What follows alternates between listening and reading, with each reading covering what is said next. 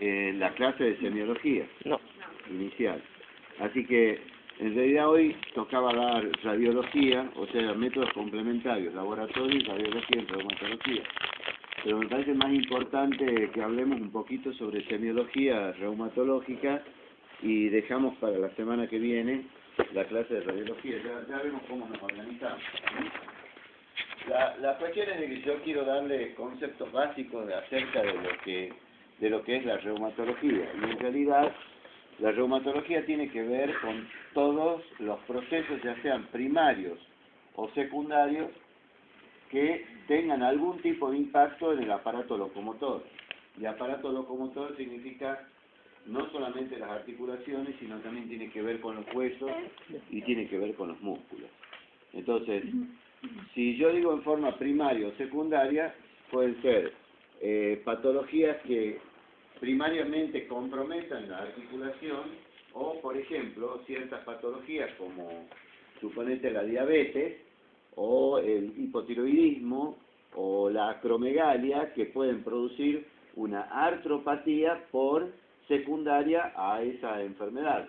O, por ejemplo, la psoriasis, que puede tener una artropatía asociada, que es la artropatía psoriática. Entonces, todo lo que tiene que ver en forma primaria o secundaria. Desde el punto de vista muscular, por ejemplo, a ver, ustedes escucharon hablar de la polimiositis, que es una enfermedad que puede ser una polimiositis idiopática o primaria, ¿sí?, donde uno no encuentra ninguna causa que justifique la aparición del problema muscular. O, por ejemplo, un paciente HIV que está tomando el sidobudine, ¿sí?, AZT. Bueno, el sidobudine puede producir secundariamente una miopatía. Bueno, y el paciente con HIV presentar una miopatía por la medicación que está tomando. Eso es muy frecuente. O puede ser que un paciente tenga una miopatía porque tenga un síndrome paraneoplásico. Es más, hay una clasificación que se llama clasificación de Bohan y Peter, donde hay varios ítems de clasificación de la polidermatomiositis.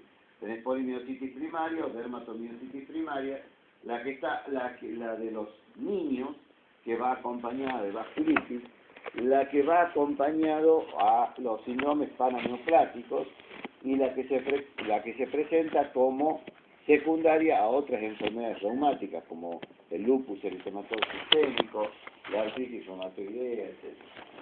O sea, lo que les quiero decir es de que el aparato locomotor puede expresarse de diferentes maneras y puede expresar, valga la redundancia, un proceso que tiene que ver con lo que estamos viendo o puede traducir otra enfermedad. Eso es fundamental que lo tengan presente. Hablaron de artralgias, artritis, no hablaron de nada de esto, ¿no? Muy bien. Entonces, primero lo que tenemos que ver es desde el punto de vista de la articulación respecto a si el paciente tiene una artralgia o tiene una artritis. Artralgia es dolor articular y artritis es inflamación articular.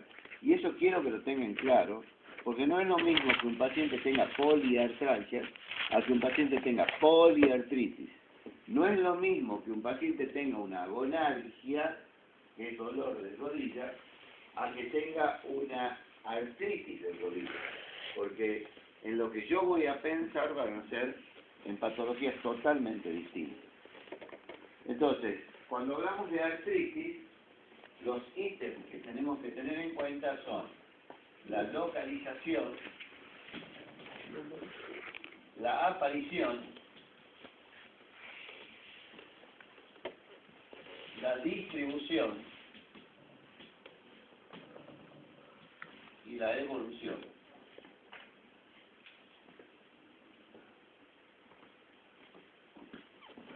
Por el otro lado, la cantidad. Entonces empecemos por la cantidad. ¿Qué es una monoartritis? Es el compromiso de una articulación. ¿Qué es una oligoartritis? De 2 a 4. de 2 a 4 articulaciones. Muy bien. Y de 5 o más es una poliartritis. Entonces tenemos monoartritis, oligoartritis y poliartritis. ¿Y por qué es importante saber si el paciente tiene una mono, una oligo o una poli? Porque voy a pensar en patologías totalmente distintas. Si yo tengo una monoartritis, lo primero que tengo que ver es si la monoartritis es aguda o crónica. Si la monoartritis es aguda, tengo que ver si el paciente ha tenido un traumatismo previo, ¿no es cierto? Si él tiene un antecedente traumático, por ahí el paciente estaba jugando al básquet, al fútbol y sufrió un traumatismo. Entonces, bueno, se justifica la aparición de esa monoartritis aguda. O por ahí, el paciente se pinchó, es muy frecuente en los chicos, con una espina, ¿sí?, por ahí de las plantas, y hacen una monoartritis aguda. Eso también es frecuente de ver, sobre todo los niños. Pero ¿qué pasa si el paciente tiene una monoartritis aguda acompañada de fiebre? Entonces, ¿en qué vamos a pensar? Primero vamos a pensar en infección, por sobre todas las cosas. Y si pensamos en infección, a ver, ¿qué harían ustedes? Están en la guardia. ¿Hacen guardia ya? No, ¿Ninguno? no se puede. ¿Ninguno tiene experiencia de guardia? ¿Qué está? Cuarto. Bueno, ¿qué les queda? ¿Un año? Si no han hecho guardia todavía. Bueno, hagan guardia, porque es muy importante. Aunque nunca hagan emergentología, ¿no? Pero tienen que saber cómo se maneja una emergencia. Entonces, supongamos que estén en la guardia y reciben un paciente con una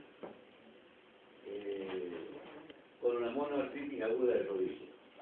¿Qué hacen? ¿Qué tenés que ver? Multiple choice. Le hacen una radiografía de rodilla,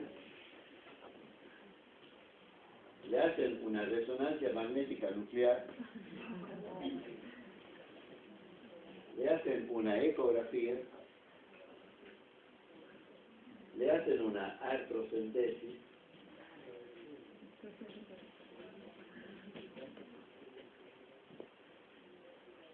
o le dan un antiinflamatorio y dice que se vaya a casa.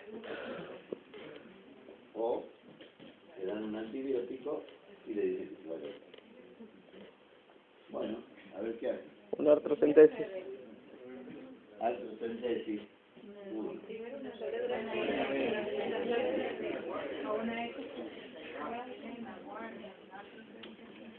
montón. Uno solo causa una artrocentesis. ¿Qué más? Ya está. ¿Pero es solo el dolor o tiene fiebre también? No, dijimos monoartritis aguda con fiebre. Con fiebre. Bueno, ¿qué se hace? Se hace esto. Lo que yo primero tengo que hacer es meter la aguja en la articulación y mirar el líquido. Eso es lo primero que tengo que hacer, porque es muy posible que ese líquido sea purulento. Entonces, si yo hago una radiografía, ¿qué me va a parecer decir una monoartritis aguda? Nada. Porque lesión del hueso de la articulación en 48 horas no va a pasar nada, no se va a destruir una articulación en 48 horas. Si le pido una resonancia magnética nuclear, ¿qué va a aparecer? Líquido dentro de la articulación. Nada más. La eco me va a decir si tiene líquido la articulación, tiene un montón de líquido. Si le doy un antibiótico, no estoy diagnosticando nada. Estoy tratando así, sin ningún tipo de diagnóstico. Entonces, si yo hago una artrocentesis y miro el líquido sinovial macroscópicamente, a simple vista, y veo el aspecto del líquido, veo el color del líquido, y veo la viscosidad del líquido a simple vista, yo me estoy dando cuenta si ese líquido sinovial es infeccioso o no es infeccioso, si es purulento o no es purulento. Porque si hay una emergencia es esta. Porque si yo pierdo el tiempo, le doy un antiinflamatorio, le digo, Sáquese una radiografía, tome un antiinflamatorio y venga dentro de una semana. O vaya al consultorio externo de reumatología o de traumatología, como ustedes quieran. Cuando tenga la radiografía, vaya. Perdí un tiempo precioso, porque lo que no encontré acá, lo voy a encontrar a la semana o a los 10 días. Y es el daño radiológico irreversible de la articulación.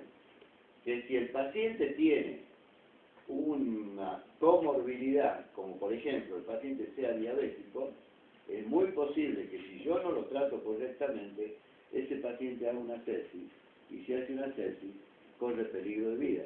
Por lo tanto, el paciente puede morirse y yo no he diagnosticado oportunamente una artritis séptica o una artritis infecciosa. Entonces, quiero que tengan claro, y es muy importante, si el paciente tiene una monoartritis, tiene una oligoartritis o tiene una poliartritis. Porque los diagnósticos son diferentes, porque voy a pensar en cosas distintas. Entonces, si yo tengo una monoartritis aguda, chicos, tómense todo el tiempo que ustedes quieran para hacer disquisiciones diagnósticas, hagan un Ateneo, llamen a todo el hospital, todo lo que ustedes quieran. Pero primero pongan la aguja en la rodilla, en la articulación que estén investigando y vean el líquido. Es fácil, digamos, hacer... Es muy fácil. Es la articulación más fácil de punzar, la rodilla. Bueno, si yo tengo una monoartritis subaguda o crónica, voy a pensar en otro tipo de patologías y no en una patología infecciosa. Pensaré en un grupo de enfermedades que se llaman espondiloartropatías. Antes que me olvide, si yo tengo una monoartritis aguda, también voy a pensar en otro proceso, ya habíamos visto traumático, el infeccioso y por último el cristálico. O sea, pensar en una artropatía cristálica. Y dentro de la artropatía cristálica, la gota es la más importante y la que más inflamación produce. Produce muchísimo dolor, produce muchísima inflamación articular y generalmente al principio es monoarticular. ¿Cuál es la inflamación? ¿Cuál es la articulación que más frecuentemente se inflama en una crisis gotosa aguda? Muy bien, es lo que se llama podagra. La podagra es la artritis de la primera articulación metatarsofalángea. Artritis de la primera articulación metatarsofalángea. Entonces, monoartritis aguda, piensen si es una infección, si es una cristálica o si es traumática. Y también lo vamos a diagnosticar, hacer el diagnóstico diferencial con el estudio del líquido sinovial. Porque una artropatía cristálica por una gota no va a salir un líquido purulento, va a salir un líquido inflamatorio a predominio de polimorfonucleares, etcétera, pero no va a ser un líquido purulento, a diferencia del infeccioso. En cambio, si el paciente tiene una monoartritis crónica o subaguda, voy a pensar en alguna de las patologías que forman este grupo de enfermedades que se llaman espondiloartropatías seronegativas, que a eso le voy a dedicar una clase. Y dentro de las espondiloartropatías seronegativas, que se caracteriza por una mono o oligoartritis, están la espondilitis anquilosante, la artritis psoriásica, la espondiloartropatía indiferenciada, la artritis que acompaña a ciertas enfermedades intestinales inflamatorias crónicas, como la colitis ulcerosa o la enfermedad de Crohn. Entonces, si yo tengo un paciente con una monoartritis crónica, voy a pensar en alguna de estas patologías. ¿Será alguna de las espondiloartropatías?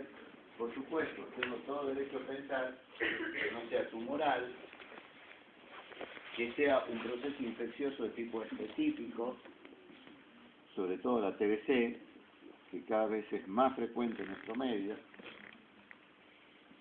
Puede ser micótico o puede ser reactivo. Es lo que se llaman artritis reactivas, que son artritis estériles producidas por una infección distante de la articulación comprometida.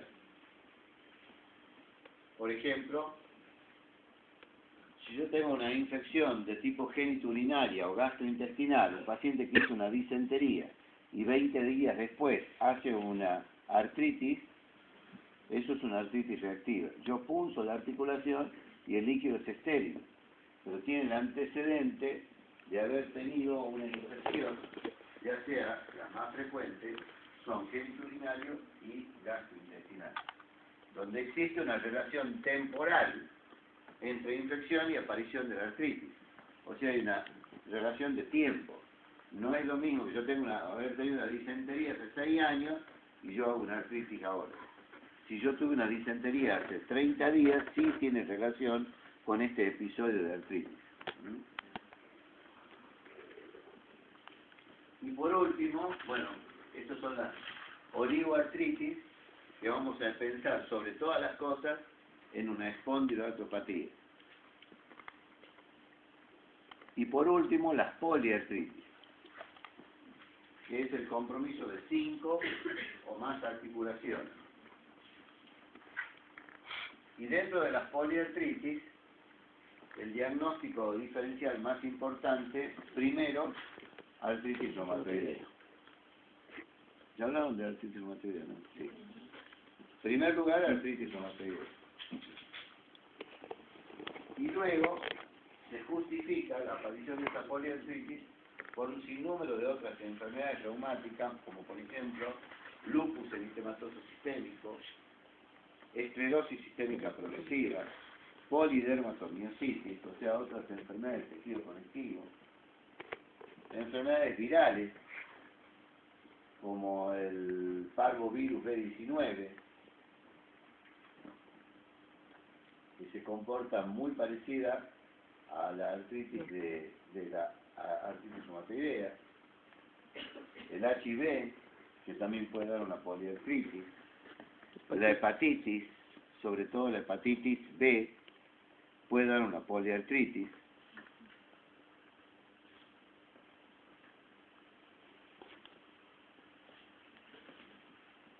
Y muy importante es la distribución.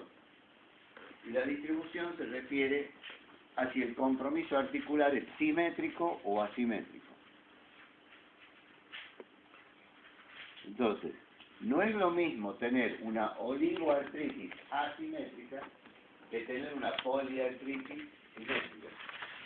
Si yo tengo una paciente de 38 años de edad con una poliartritis simétrica de grandes y pequeñas articulaciones, ¿en qué voy a pensar? Y si yo tengo una oligoartritis asimétrica, ¿qué es simétrica o asimétrica? O sea, por ejemplo, que yo tenga los 2 codos, los 2 carpos, las 2 rodillas, las 2 tibias tragalinas, eso es simétrico. Si yo tengo el compromiso de una tercera interfalángica proximal derecha, el carpo izquierdo y el tobillo derecho, eso es asimétrico. O sea, es una oligoartritis asimétrica. ¿Tienen la asamblea ustedes? La clase está terminada. Bueno, entonces, oligoartritis asimétrica, ¿en qué vamos a pensar? En una espondiloartropatía. Acabamos de ver, estuve en revista de Sara, antes de venir acá, y estuvimos viendo una paciente muy interesante. Era una chica de 23 años de edad, sexo femenino, y hizo poliartritis simétrica de 9 meses de evolución. Por supuesto, vio un reumatólogo y el reumatólogo la vio a los 4 o 5 meses, instaura tratamiento como si fuese una artritis reumatoidea. 0 negativa para factores reumatoideos, pero eso no invalida el diagnóstico de que el paciente tenga una artritis reumatoidea. O sea, vos podés tener una artritis reumatoidea y ser serológicamente negativo para factores reumatoideos, como era esta señorita. Muy bien, se la trata, se le pone hidroxicloroquina, se le pone un antiinflamatorio no esteroideo, hidroxicloroquina en dosis de 400 miligramos por día, y la paciente no responde. Se le agrega metotrexato en dosis de 15 miligramos semana intramuscular, más ácido fólico, y la paciente tampoco responde. Resulta que a los 9 meses, por eso la internamos, hace un derrame pleural bilateral, hace una pericarditis, hace úlceras orales, hace úlceras nasales. ¿Qué más tenía? No, porque es un antiinmune. Tenía úlceras orales, úlceras nasales, tenía la policerositis y una hizo una mononeuritis múltiple. Diagnóstico, Lupus. PAN positivo. Criterio diagnóstico. ¿Sí? Como le explicó la doctora, PAN positivo, tenía una anti-DNA positivo y tenía una anti-SM positivo. O sea, terminó siendo un lupus eritematoso sistémico. Forma de comienzo, una poliartritis simétrica de grandes y pequeñas articulaciones. Ahora, ¿cuál es la gran diferencia? Que yo saco una radiografía a esa paciente que tiene 9 meses de evolución, que no ha respondido a nada de los tratamientos convencionales para artritis reumatoide y sin embargo hace compromiso multiorgánico. ¿Qué encuentro yo en esa radiografía de esa paciente lúpica? Que no es erosiva. Muy bien. Que no es erosiva. O sea, no hay erosiones en la articulación. Si yo tengo una artritis reumatoidea que tiene semejante cuadro evolutivo, con una evolución tórpida, que no responde a los tratamientos, seguramente voy a encontrar, ya sea en la radiología o en la ecografía o en la resonancia magnética, voy a encontrar erosión. Cosa que no se ve y justamente es uno de los criterios de clasificación del Colegio Americano de Reumatología para lupus, donde la artropatía es no erosiva. ¿Qué les quiero decir? Que a veces no todo es blanco y todo es negro. Al principio, como todas las cosas, es muy difícil para nosotros diagnosticar de inicio si es una artritis reumatoidea o si es un lupus eritematoso sistémico.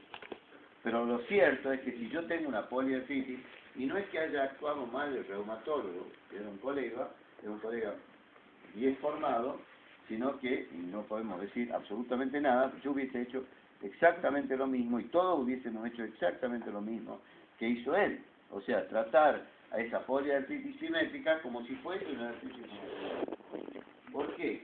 Porque existe lo que se llama el periodo de ventana. Yo hablo de eso, del periodo de ventana, de lo que significa tener una artritis reumatoidea temprana. O sea, hoy en día, lo último es hablar de tratar tempranamente las patologías reumáticas, sobre todo las artropatías inflamatorias. ¿Por qué? Porque es el tiempo más precioso que tenemos para que no se produzca el daño estructural. Es lo que se llama periodo de ventana, que algunos hablan de 1 a 2 años, ¿sí? Desde el inicio de los síntomas hasta que uno lo vea al paciente. O sea, si yo veo un paciente a los 3 o 4 años, ya perdí lo que se llama el periodo de ventana. He perdido la oportunidad de tratarlo correctamente al paciente y de que no se dañe las articulaciones. Porque lo que está demostrado con los tratamientos actuales es de que yo puedo controlar el daño estructural. O sea, puedo evitar que se produzca el daño estructural. ¿Saben lo que significa daño estructural? O sea, la lesión orgánica de la articulación, el daño de la articulación, el daño radiológico de la articulación. Que yo tenga erosiones, que yo tenga osteopenia, que yo tenga alteraciones del eje, bueno, que después vamos a ver en radiología. Entonces, lo que quiero decirles con esto es que si bien yo semiológicamente tenía una poliartritis simétrica de grandes y pequeñas articulaciones, y yo lo traté, para mí fue una artritis reumatoidea, está bien, pero ojo que hay que estar atento, sobre todo al principio, en el primer año de evolución de la enfermedad, que no termine siendo otra cosa, aunque sea cero positivo. Trátenlo como si fuese una artritis reumatoidea, siempre y cuando no tenga otras manifestaciones extraarticulares, que después vamos a hablar 2 palabras de manifestaciones extraarticulares. Bueno, entonces poliartritis simétrica de grandes y pequeñas articulaciones, pensar en primer lugar en artritis reumatoidea y después en todo lo demás. Lupus, esclerodermia, dermato, etcétera, etcétera. Eso con respecto a la cantidad de articulaciones comprometidas.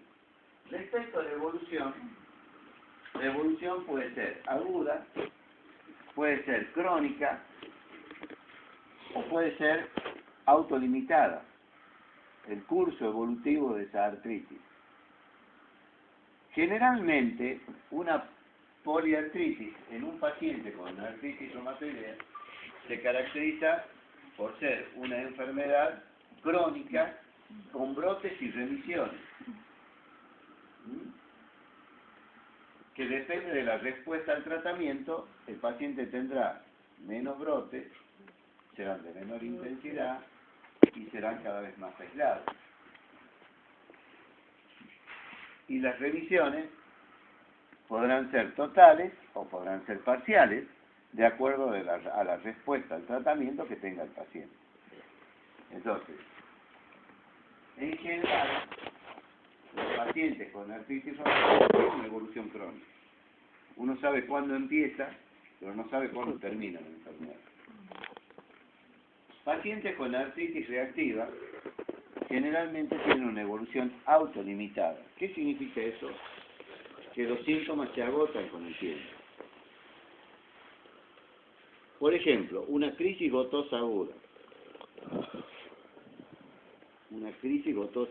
Una podagra. Yo lo que trato es el síntoma, pero no altero la evolución de la duración del episodio. Entonces, supongamos que yo tengo una podagra que empieza el día 10, le doy los analgésicos y antiinflamatorios, y en general, en el término de 4 o 5 días, con o sin tratamiento, el episodio desaparece. Por supuesto que los periodos, si vos no lo tratás, los periodos intercríticos, o sea, entre crisis, cada vez van a ser más cortos, las crisis cada vez van a ser más intensas, y las crisis cada vez van a ser más prolongación. Entonces, lo que yo estoy tratando de hacer con el tratamiento para la gota, es que no tenga ninguna crisis. Pero lo que voy es que la evolución puede ser autolimitada también, depende del tipo de patología de la cual estamos hablando. Pero es muy importante saber cuál es la evolución de ese cuadro, porque eso un poco marca también el pronóstico de la enfermedad. Entonces, con respecto a la artritis, creo que eso es lo más importante que tienen que saber ustedes, el número de articulaciones. ¿Cuáles son las articulaciones que están comprometidas? Eso es otro también dato importante, señor. Si yo tengo compromiso de las articulaciones interfalángicas proximales y compromiso de las articulaciones metacarpofalángicas, voy a pensar en artritis reumatoidea. Pero si yo tengo compromiso de articulaciones interfalángicas distales, Artrosis. ¿no? Artrosis. Puede ser, pero no. Yo voy a pensar en una espondiloartropatía, pensar en una artropatía psoriásica, pensar en una artritis reactiva. O sea, no voy a pensar en artritis reumatoidea, a eso voy. No voy a pensar en artritis reumatoidea. Voy a pensar en una artritis, en una espondiloartropatía.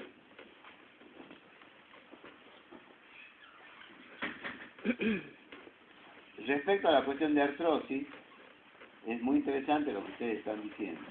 Es real, pero ¿la artrosis da artritis? No. Es una degeneración, no es una inflamación. Depende del grado más. Muy buen tema de discusión en los congresos. A ver, los americanos le llaman osteoartritis, los franceses le llaman artrosis. O sea, es lo mismo decir osteoartritis que decir artrosis. ¿Por qué los americanos le llaman osteoartritis? Porque en muchos casos hay procesos inflamatorios que acompañan al cuadro articular. Está bien, la artrosis, ustedes saben cuál es la definición, el concepto. Es un proceso degenerativo que compromete el cartílago articular, que va acompañado de un fenómeno hiperplástico del hueso, entre comillas, igual a osteofito, que es igual a, lo que dice la gente, los Pico loro. Muy bien. Entonces, a ver, cuando palpan una articulación Ujú. y esa palpación es resistente y blanda, ¿en qué estamos pensando? Inflamación artritis. En artritis. Si yo palpo y es una tumefacción dura, no es una tumefacción blanda, es una tumefacción dura, y estoy palpando esos nódulos, que son los nódulos de Heberden, eso es una artrosis.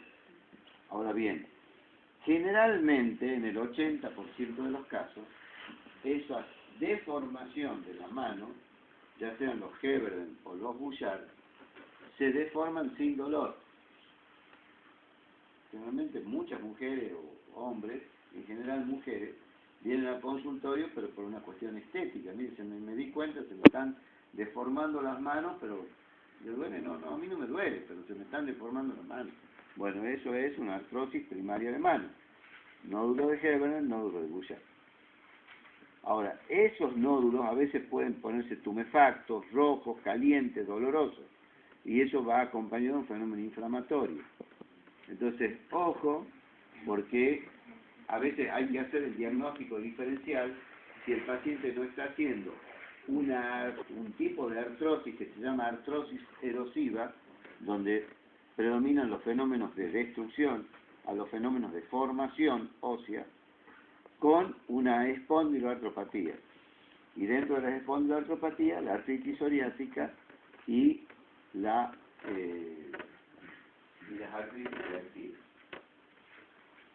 Entonces, es muy importante palpar la articulación y saber qué articulación está comprometida. Si está comprometida la trapecio metacarpiana, ¿qué piensan? ¿Ya tuvieron clase de artrosis? No. En la risartrosis del pulgar.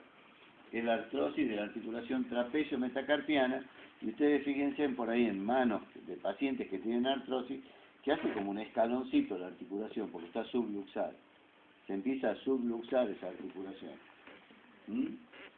Bueno. ¿Qué otra cosa desde el punto de vista semiológico es importante? Ver todo lo que no tenga que ver con la articulación. Es lo que se llama manifestaciones extraarticulares. Entonces, si yo tengo un paciente con una oligoartritis asimétrica o una monoartritis, ¿qué voy a buscar? Voy a buscar manifestaciones extraarticulares que justifiquen la aparición de esa artritis. Por ejemplo, psoriasis. Yo tengo que buscar psoriasis. ¿Dónde busco psoriasis? Bueno, buscar en el cuero cabelludo, en la superficie de extensión de las articulaciones, en el surco interglúteo, detrás del pabellón auricular, en la región periumbilical, en las uñas. O sea, tengo que ver si no tiene psoriasis, de esa manera justifica pero el paciente no viene diciéndole, mire doctor, yo tengo psoriasis desde hace 6 meses y ahora me apareció la artritis.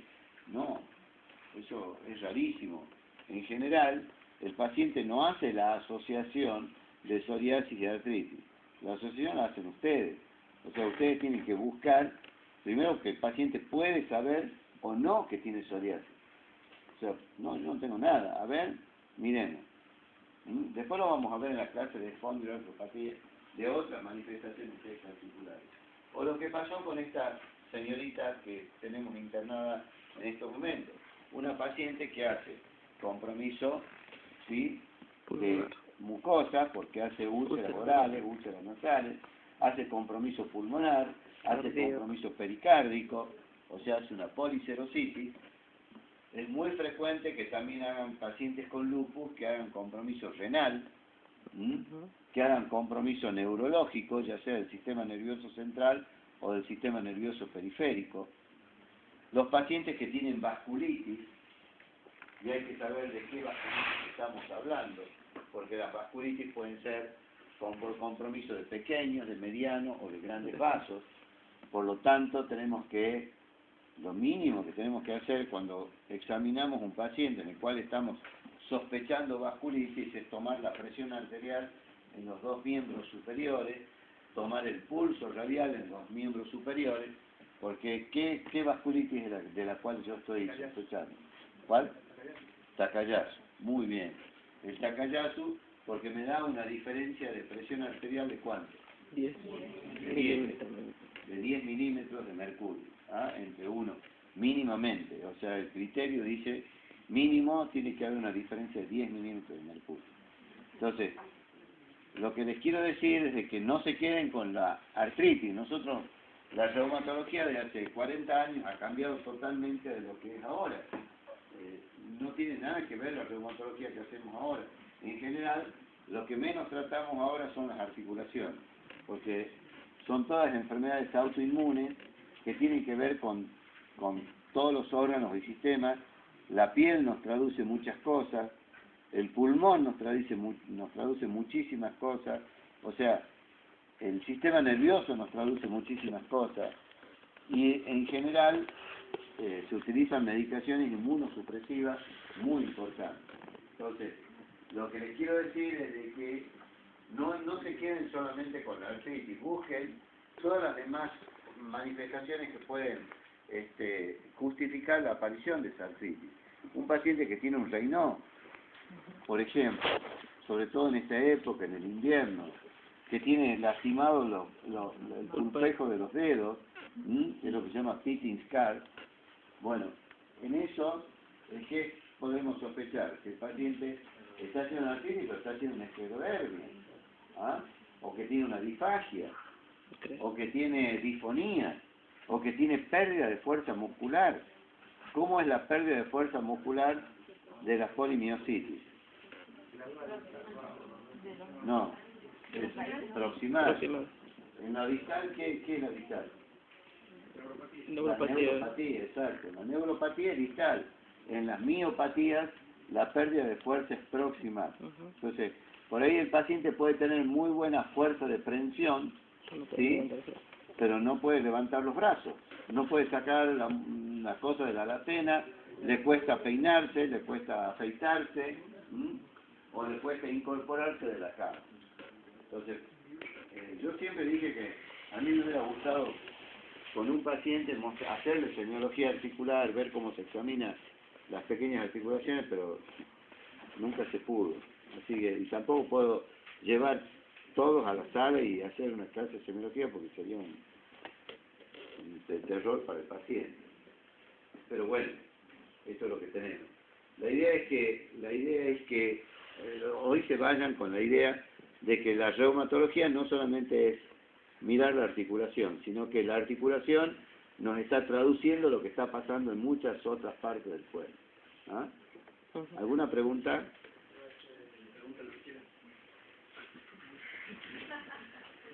Bueno, muy bien.